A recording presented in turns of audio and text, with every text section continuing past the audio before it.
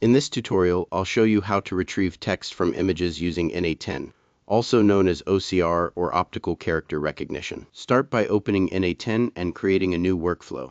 Add a manual trigger node if you're testing, or a webhook trigger if you want to process images automatically from an external source. Next, add a node that provides your image file. This could be Google Drive, an HTTP request, or any file upload source depending on where your images are stored. Now add an OCR service node or connect to an OCR API like Google Vision or OCR. Space. This is the core step where the image is analyzed and converted into readable text. Connect your image input to the OCR node and configure settings such as language, image format, and detection options depending on your use case. Once configured, execute the workflow.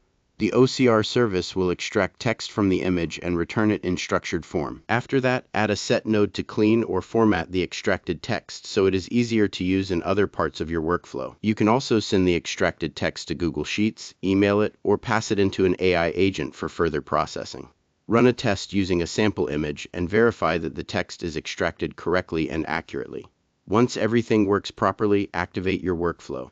N8N will now automatically extract text from images and process it in real time. And that's how to retrieve text from images using N8N. Upload your image, apply OCR, extract the text, and automate your data capture process.